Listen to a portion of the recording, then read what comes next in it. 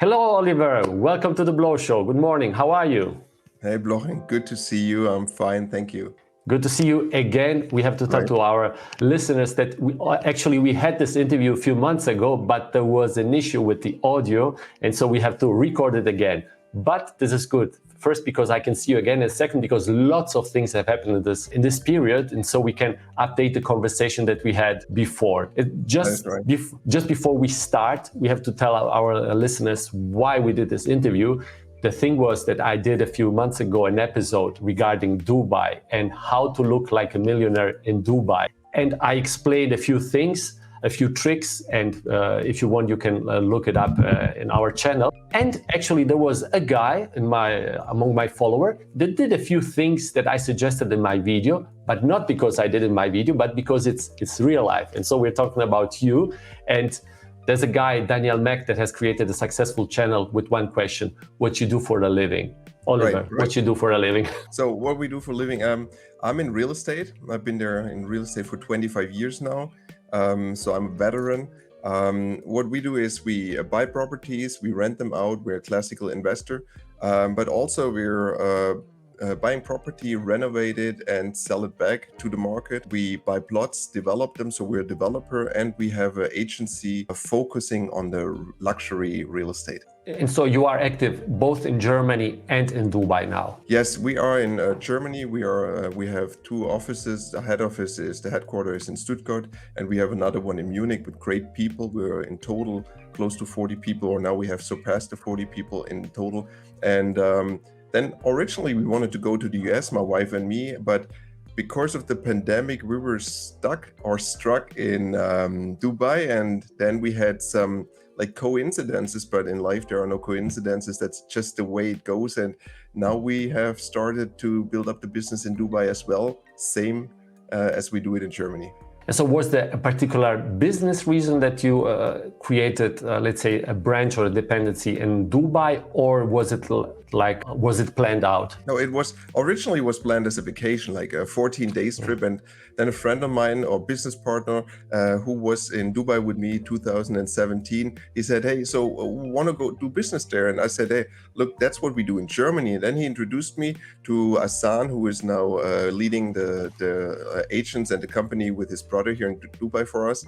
And then we met him, and we went actually out of these 14 days of vacation. We went from Jebel Ali, from a nice resort with the kids and the wife, like full day, 12 to 14 hours, 12 days straight, looking at properties, talking to people. And after that, which was no vacation, last day we decided, yes, we're gonna do business here, we're gonna start here. And that was very exciting. We didn't have a holiday, but we have a branch in Dubai now. And so is it your plan to move to Dubai definitely, or will you still keep traveling between back and forth from Germany to Dubai? After we decided in January, we went to Dubai, and at the end of February for 3 months straight. My wife was here with the kids all the time. I was flying back and forth. I was always spending 3 weeks here in Dubai and 1 week in Germany.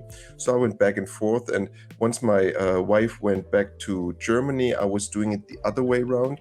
And we're planning to have a home here.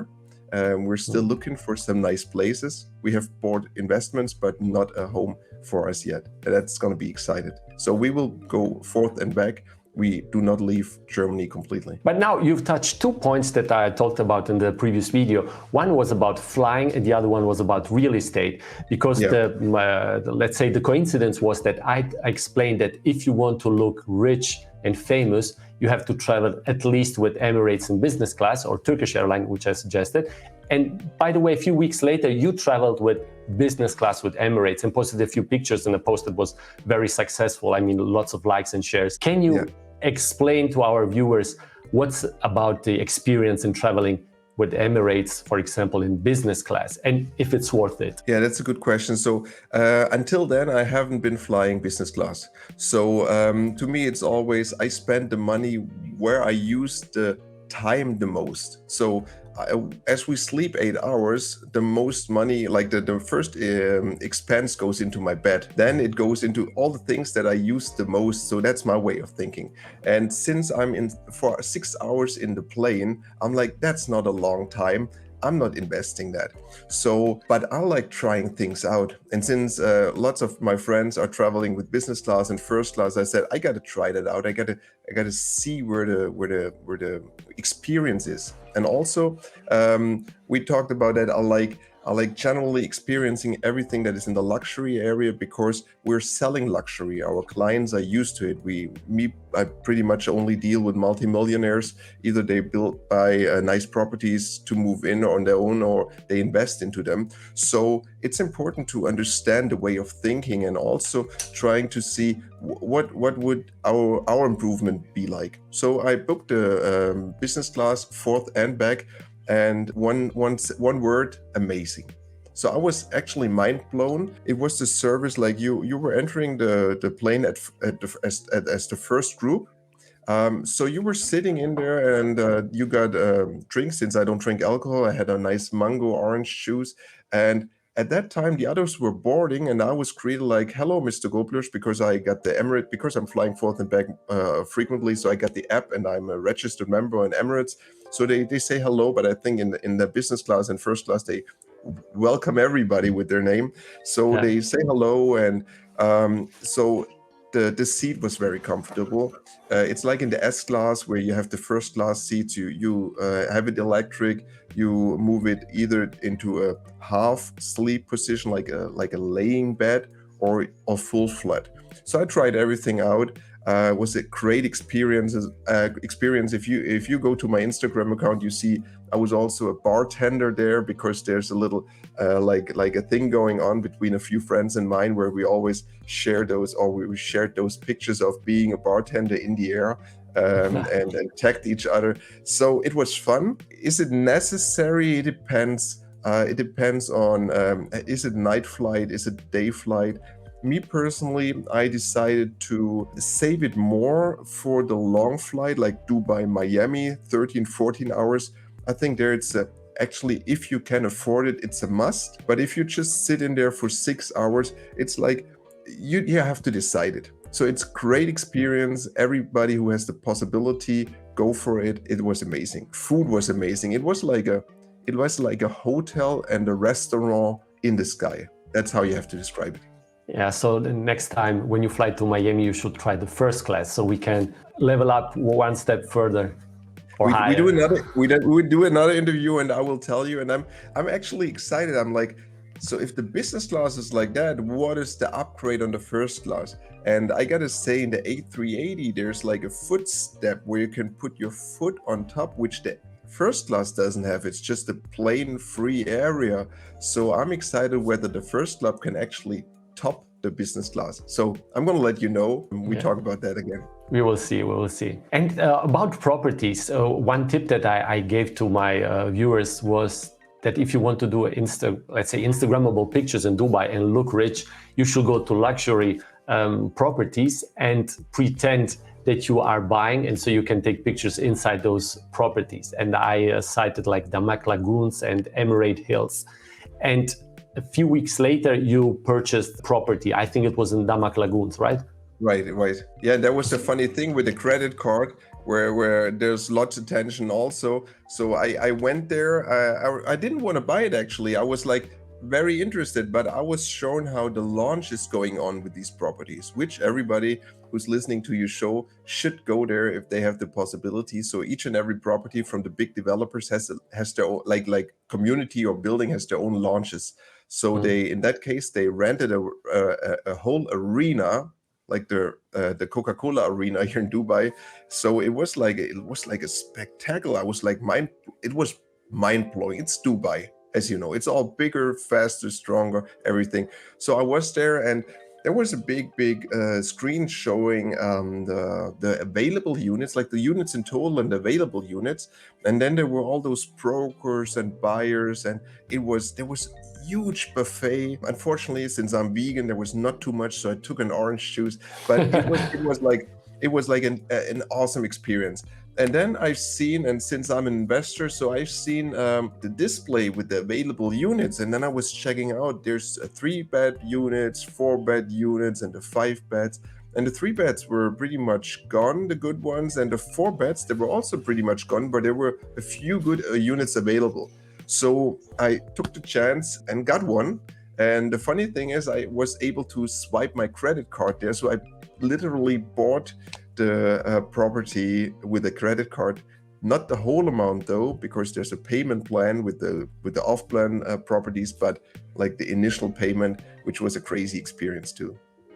And so was it planned, or was it also like a kind of impulse buying? It was, I did like it in the beginning, because if you, please, everybody who's listening to the Blow Show, check out Damac Lagoons.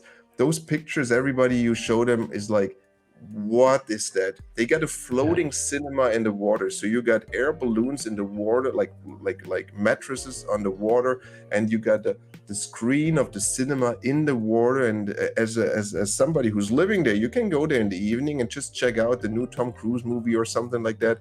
Then they have, in Portofino, where I bought that villa, is you can if you come in there and we have a business meeting, I can say, hey, I rent out like actually kind of a floating office in the water, and I can have the meeting there, and it's like crazy beaches and waterfalls.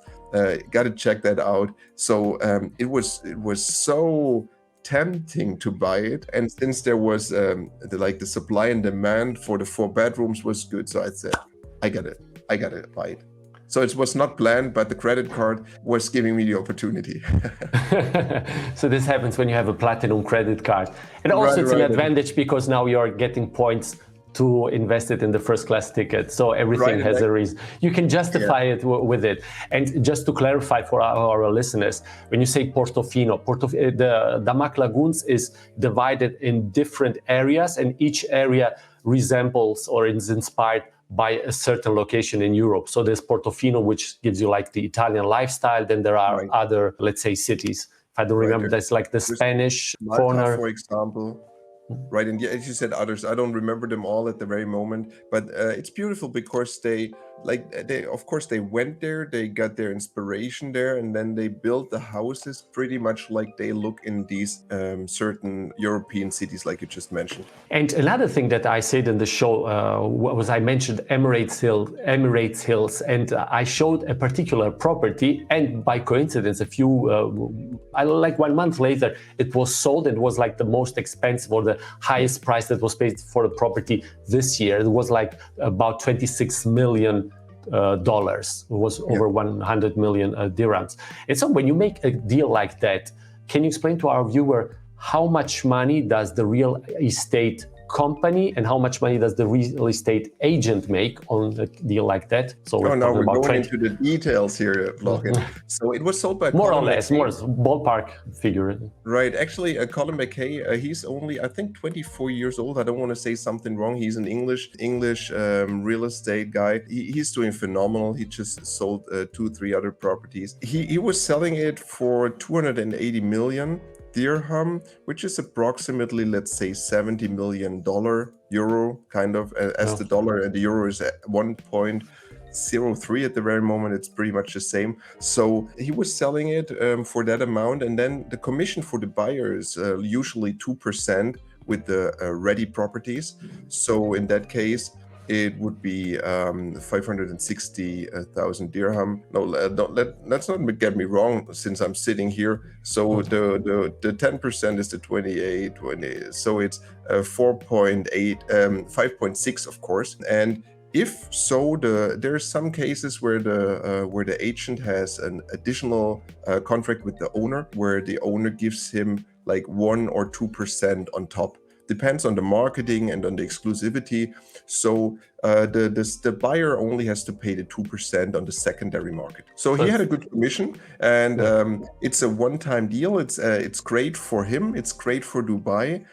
Because since Dubai is living out of these superlatives like bigger, stronger, faster, it is great for Dubai to post, hey, look, we're on the same level like Miami or New York or Los Angeles, Hong Kong. So these are the cities that Dubai is competing with, of course, and that is a great bonus for them. This brings me to a very specific thing about the difference between Stuttgart and Dubai. So we say Stuttgart because you come from this area. And for those who are outside Germany, I mean, Germany is a very rich country. Baden-Württemberg, where Stuttgart is one of the richest land in Germany. But from the mentality perspective, here, even if you are rich, you don't show it. You tend to keep a low profile, because sometimes showing off is, let's say, despised. While in Dubai, it's completely the opposite. So in Dubai, if you have money, you show it, you buy the Lamborghini, you buy the Rolls Royce, you build a nice villa, you build the highest house. And so from your perspective, what's the difference in mentality? What's the reason behind this? And how do you cope with it, since you are living in both worlds? Yes, it's very interesting. To me, Dubai is very much like Miami in that kind of way. And yeah, I always compare it with Miami and Munich, like a mixture, or some other cities are influenced there too. So yes, in Germany we tend to like people look at other people, say, hey, why does he have that and why don't I have that? So there's this thing going on, and that's not happening in Dubai. So in Dubai, one has to say only less than 10% are actually Emiratis. So in the Emirates, 10 million people, 900,000 are Emiratis, and broken down to Dubai, 3.6 million at the very moment who are living here. Less than 300,000, or about 300,000, are Emiratis. So more than 90% are not Emiratis, which means they come from all over the world. And you come here either with a dream or you have had the dream and you have realized it into and made some money. So you brought some money. So all the people who are coming here have the same way of thinking. They want to make money, or they want to live with their money, like they want to spend it and they want to have a good time. So it's pretty common that it is understood that everybody likes to live here, likes to enjoy the life. So since it is, and that's a big difference here, it's super secure, as you know. Like it's one of the most secure like cities in the world, and that means I know many people who do not close their cars. I know many people who do not close their properties, like their homes, because there are cameras everywhere, and it's not like you are being thrown out of the country after you got a big fine or being thrown in jail. So it's like your dream of Dubai is over the moment you do something wrong. And everybody knows that, and everybody has the opportunities here to have a good life. So nobody is putting that in jeopardy. And also, since it's a big effort, like financial effort, also to live in Dubai, the people that are doing well here, they don't do burglary, or they don't do any crimes. Everybody is a guest here, so it's a very different mentality, pretty much similar to Miami, but there are no trucks and no guns. So that is a crazy understanding of a city that you have to go through. It took me actually many months. Or let's say I'm still like surprised how a city can be like that. Yeah, this is also when I lived in Dubai, the feeling of safety is something that you don't find anywhere in the world. So even if you're walking alone at midnight, even if you're a woman alone, you are 100% sure that nothing will happen to you. If you, for example, leave your purse or you lose it, you are sure it will be found and nobody will touch it. And so this is a very beautiful feeling, especially for people that have money. For example, if you go to where I come from, like in southern Italy, Napoli, Catania, and you wear a watch like a Rolex, you have to be very careful because it's very likely that someone will steal it. In Dubai, I remember that if you had a nice watch, everybody had nice watches. I'm talking about not the Rolex for 5,000, I'm talking about 50,000, 100,000. And it was just a conversation starter. So it was really, people were just complimenting each other. So right. And since you mentioned it, like a new friend of mine, he's living in the same floor like I'm here in the Dubai Hills, Dubai Hills by Emaar, trying that out. It's an Airbnb. It's a 2-bedroom, beautiful one in the collective too. And like a new friend of mine, he's from England. I met him in the elevator, and he was wearing a Rolex Daytona gold, and I was complimenting. I was said, beautiful watch. He said, thank you. His brother is dealing with the watches, so if anybody needs watches, we can go to him. So he was telling me literally he can wear it only here. He's from London. The moment he's going to Heathrow Airport, Rolex goes off into his bag. He said it's way too dangerous. He said people don't ask the person wearing the Rolex anymore to take it off and then steal it. They just knock the person over and then they take it, and it's so dangerous because the criminal, like say the bar has been risen, that they don't care about the person, they just want the material thing and then leave. Yeah, in Italy, sometimes people die because they pull it with a motorcycle, and so basically Right. they throw you off. You hit with your head on the on the floor, and you're dead for a watch, basically. Right. Yeah. And pretty much everybody who wears these watches would give them away for in exchange for being hurt or threatened their life. That would be a no-brainer. Like, hey, you take my watch. If you need my money, you take it. You go. Leave me alone. Yeah, that's. I would still wear my Casio, so no danger about it. And speaking of Dubai as an investment place, is it still a place where it's worth to invest like it was many years ago, or is it kind of flattening out? So that is a very good question. And since we're starting here now, we totally believe in the market. And since I'm an investor, I believe in the market as investing too. But one has to look at it very careful. I'm invited for a webinar in 2 weeks where I speak in front of 300 people, only to investors. And the thing I will open is literally like, Dubai is not for everybody. Like, you have to understand the market. You have to have the right person who's giving you the advices. And why is that so? So we got a new client here last week. We met him. He has bought several units during the time of Corona. And since that, Dubai has actually risen its prices like 100%. Like, prices went up from, he bought it for something on Blue Waters for 4.5 million, which dirham, which is approximately plus $1 million or euro, and it went up already twice the price within 1 or 2 years, which is crazy leverage. He also bought something else here in Dubai Hills in Sitra, villa for 5 million, which is now worth 10, 11 million. So was that a great investment? Yes, much better than everything else. Is it still like that? It depends. So there's a high demand driven actually by certain circumstances in the world, like Russian and Ukrainian are buying a lot, Chinese are buying a lot. So, and also the Europeans and the US market and Canada are starting there. So it always depends on their own economy. It depends on what is like with the influencers now, Instagram, social media, what you see, what you like here. Dubai is the spot number one to go for vacation at the very moment. They have been last year. They did very well through the pandemic. They had a great concept there. And like the tourism went up. Expo stopped. So is it still a good place? Yes, depending on what you're planning on. And so on average, if you buy a good property, for example, here in Germany, it's, let's say, a good deal when you have like 2% return on investment in property market when you rent out. In Dubai, what's the percentage, let's say on average, or ballpark figure? Right. In Dubai, it's, let's say, 5 to 8% is like normal. Minimum 5 to 7 depending on the area. So if you go downtown, or even you have like big villas, you can get 5% interest rate, which is unbelievable in Germany for a villa to rent it out. You don't have that high interest rate, but here that is normal. Interest rates, but though they're going a little bit down, and since there's a lot of inventory on the market, Dubai is one has to see Dubai is a volatile market. It's not as settled as Germany, for example, Stuttgart, where you have the valley and you cannot build anything. There are no plots available. Like, there's no new construction. In Dubai, there's still construction possible. You can also go further into the desert.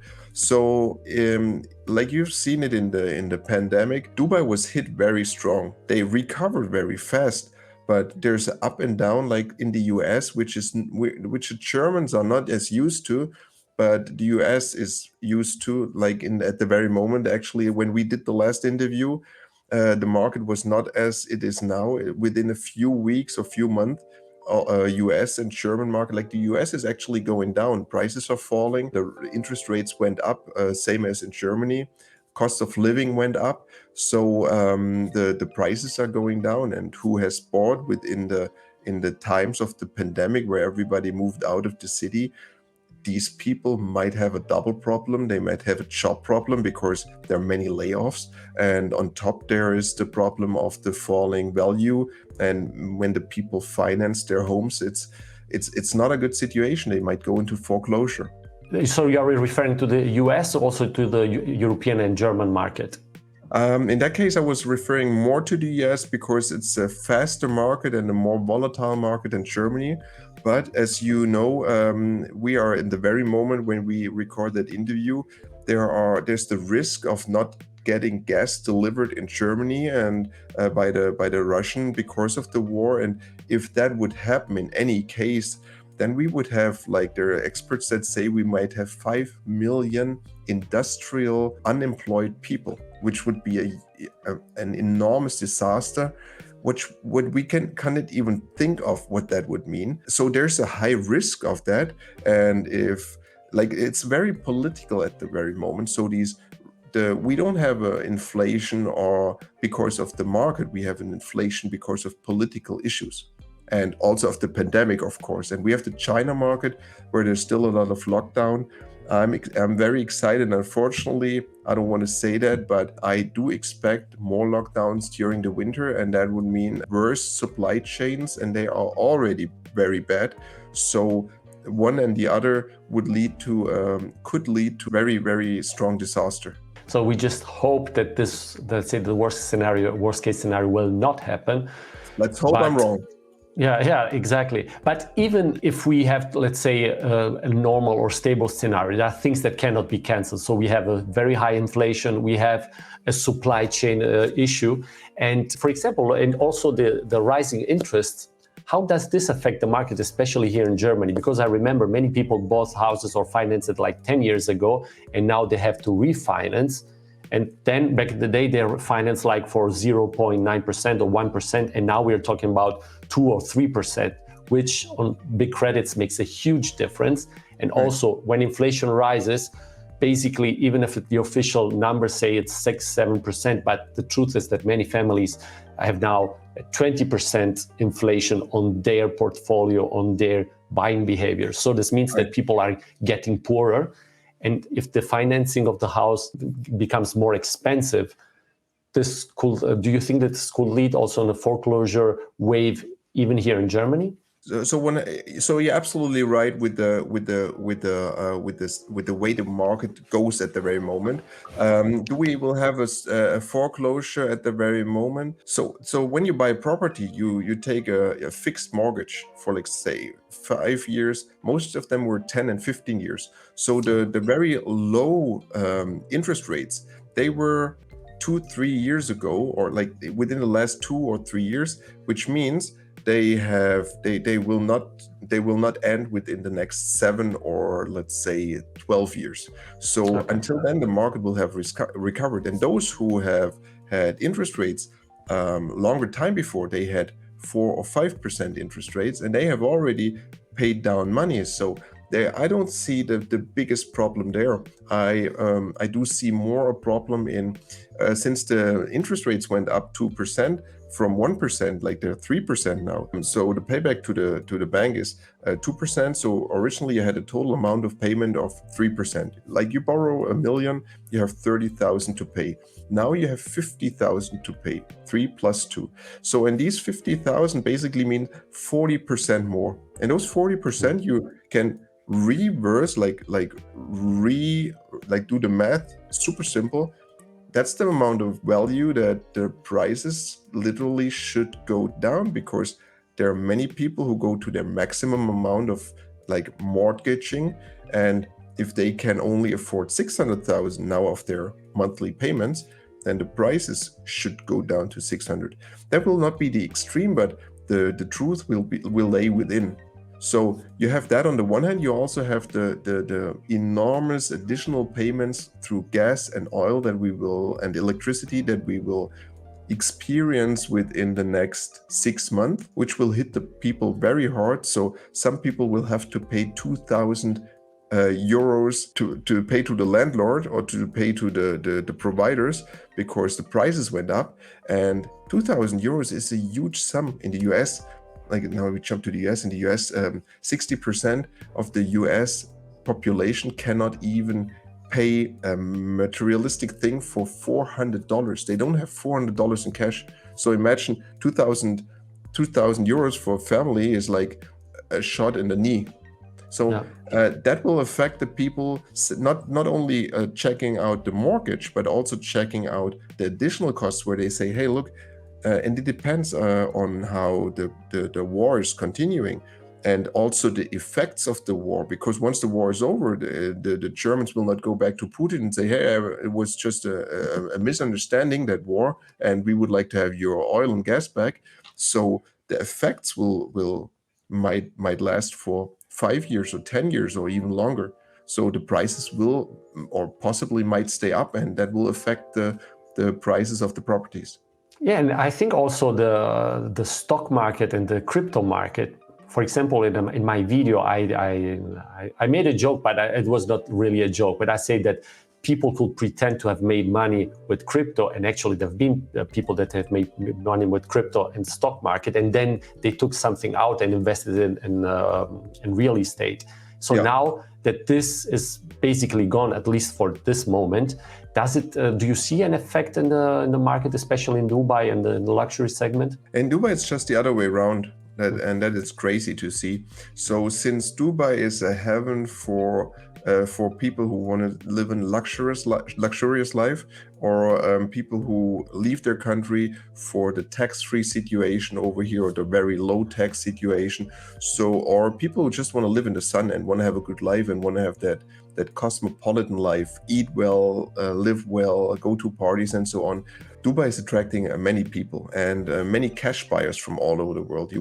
It's crazy how many cash buyers there are and how much money is there around the world. So the Dubai market is actually on the rise, while the other markets are like on a downfall at the very moment.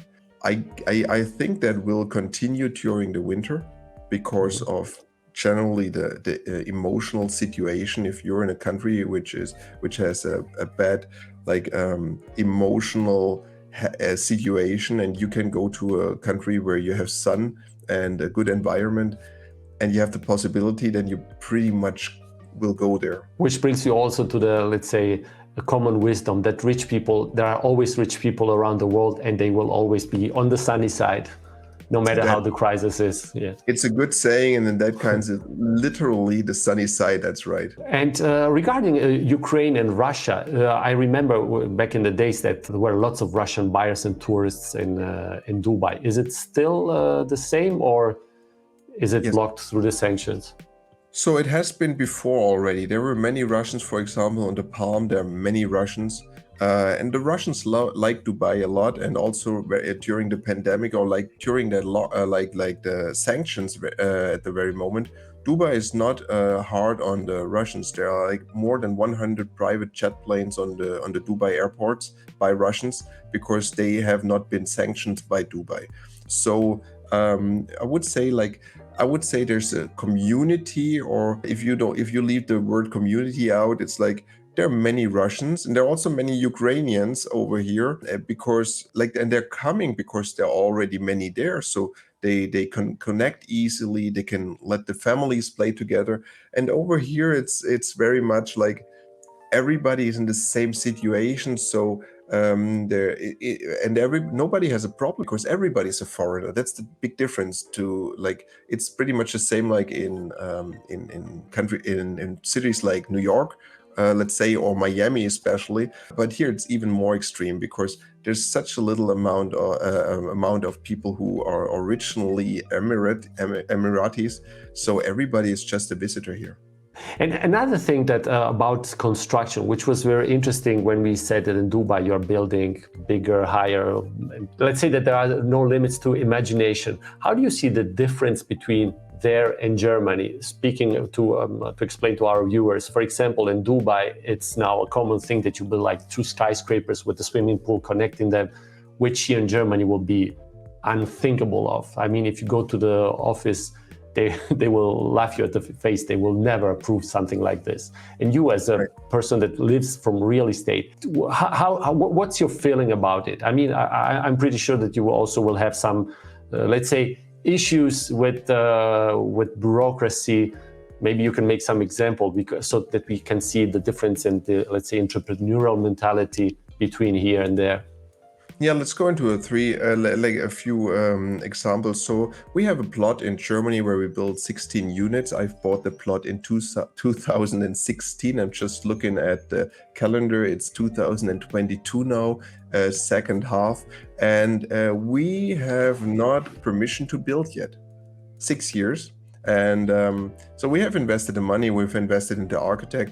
We had a permission to build, but then the neighbors had an opinion that he didn't like it. And now then we had a legal thing, and it was just about a few centimeters, and you could go into detail, but just let's put it very simple.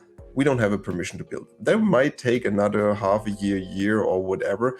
And over here, that is different. Like you see buildings being pulled up. You get the permission within half a year at the most. And then the construction phase is like 18 months to 24 months, depending on the size. But they are much bigger than most European properties. So they're very fast over here, and you don't have the problem with the winter. Nothing is frozen. The concrete is drying very fast because of the heat and the sunny situation. So that is one thing that is different. Then what else is different? The size, the sheer amount of size. Like you have units, like buildings with 200 or 300 units. I think in that building collective 2 I'm in, I'm not for sure, but at least there are 100 units, if not 200 units in there. So that is, it's a whole different level.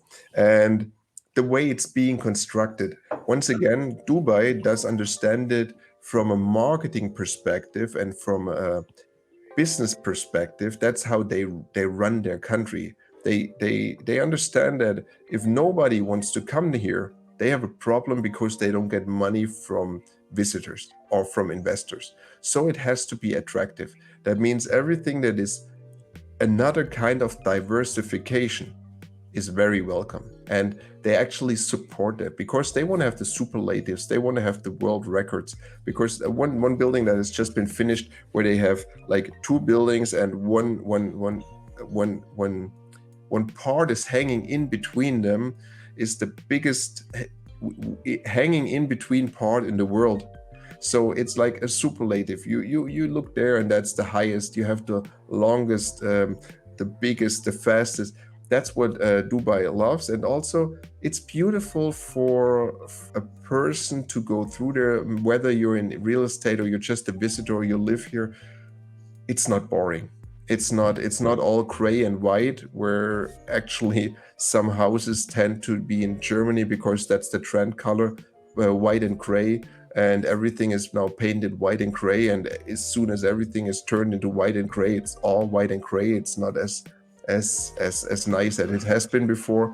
And over here, it's like, if I look out the window, I have the skyline of, actually. Look what we do for your visitors. We do that. Come on. I got the skyline here. Where is that? Can we see that in the back? There's the Burj Khalifa. Yeah, I see it.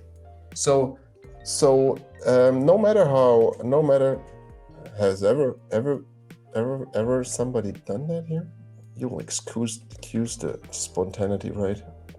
So it is like if you like